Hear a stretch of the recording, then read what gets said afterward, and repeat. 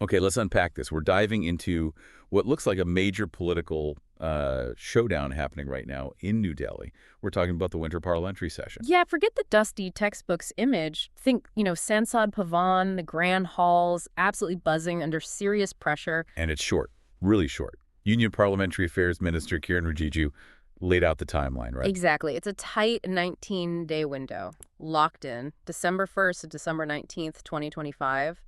He expressed hope for a constructive session, but, well, we'll see. 19 days.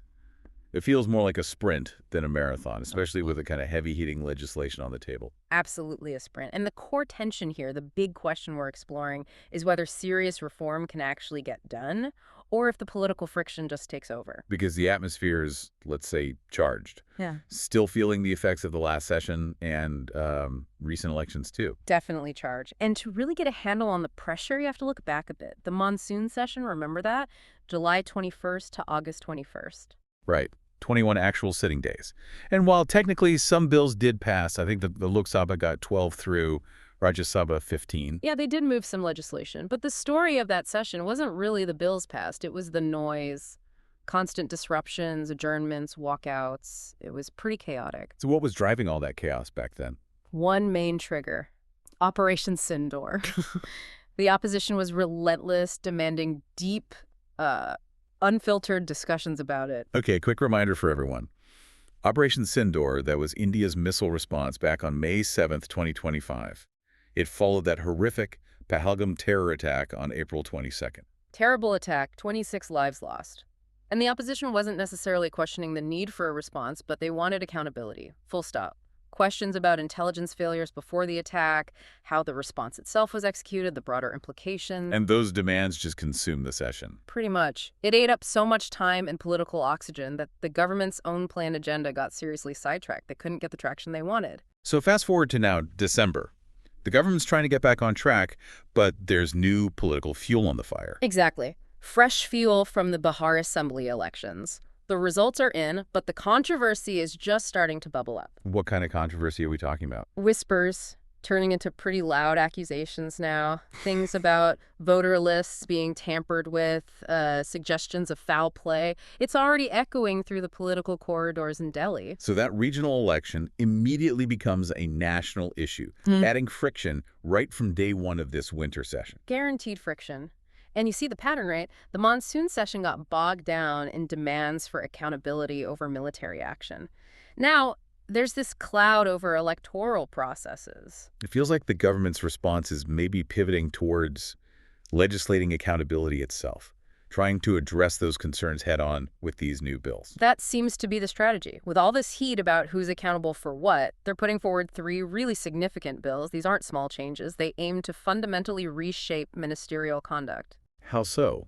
What's the core mechanism? It's starkly simple, actually, and quite severe. The central idea across all 3 bills is this. If a minister, a chief minister, or even the prime minister gets arrested and held in custody for 30 consecutive days, 30 days straight. they're immediately sidelined, removed from office, automatically. Wow.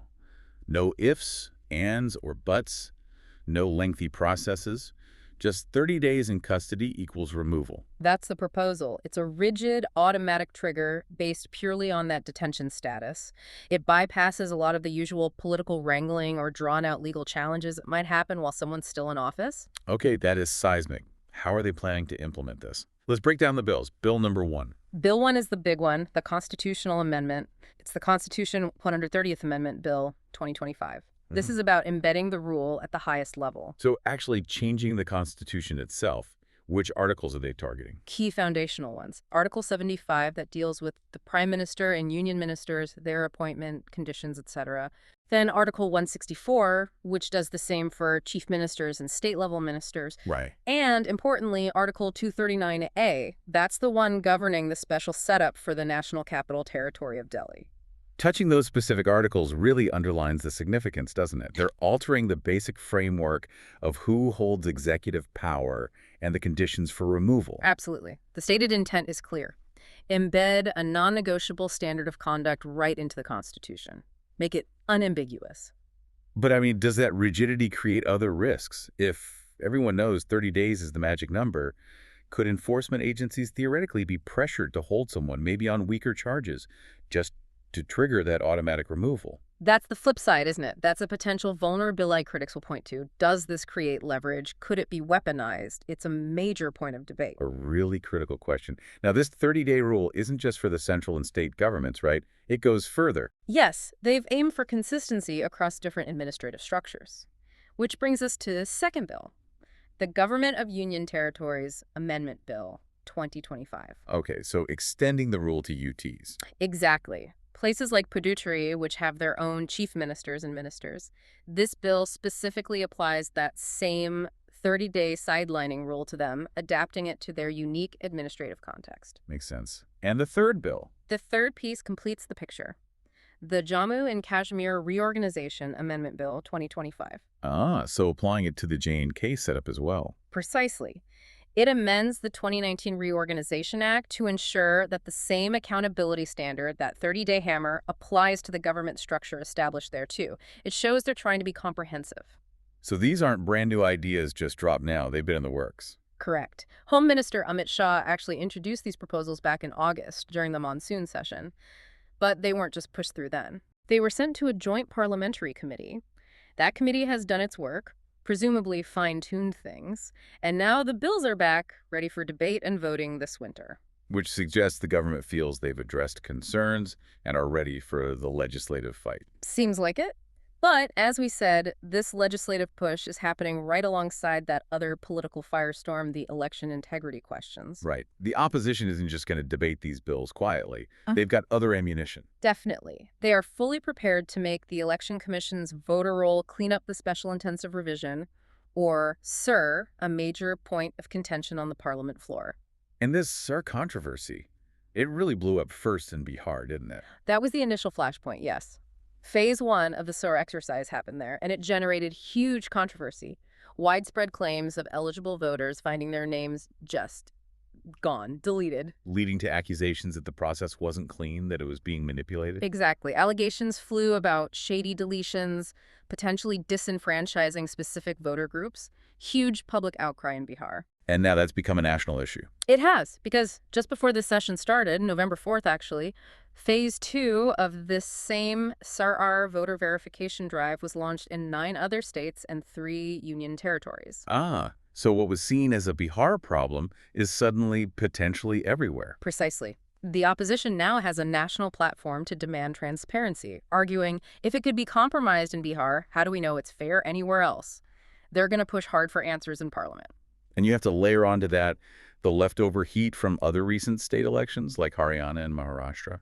Yeah, those elections also had lingering allegations, whispers of vote theft. They haven't gone away. Now the opposition seems ready to connect the dots. Bihar, Haryana, Maharashtra, the national SAR rollout, and demand broad electoral accountability. So it sets up this dynamic, doesn't it? The government wants to focus on legislating ministerial accountability, while the opposition wants to focus on perceived failures in electoral accountability. That's the clash. And it puts enormous pressure on this very short 19-day session. Will they manage to focus on the bills, or will these election grievances cause the kind of chaos that derailed the monsoon session? It really feels like a pressure cooker situation. Yeah. You've got these potentially transformative constitutional bills on one side. Right. Huge legislative ambition. And on the other, these deeply felt, very current controversies about the fairness of the entire electoral system, all packed into just over 3 weeks. It's a massive test of the parliament's ability to function under pressure. Every single day, every hour counts. What happens here will really shape public trust, won't it? Both in terms of how leaders are held accountable and how votes are counted. We're watching them grapple with fundamental questions of trust and fairness. And central to the legislative part is this very stark idea, the automatic removal after 30 days detention. It's such a rigid mechanism, almost unprecedented in its black and white application to the often gray world of politics and law. Which brings us to a final thought, something for you, the listener, to chew on as this unfolds. What are the potential long-term consequences of putting such a strict automatic standard, that 30-day rule, into place? Yeah, how might it change the relationship, the power dynamic, between elected officials on one side and the police, the enforcement agencies on the other? Is it a vital new safeguard against corruption staying entrenched in high office?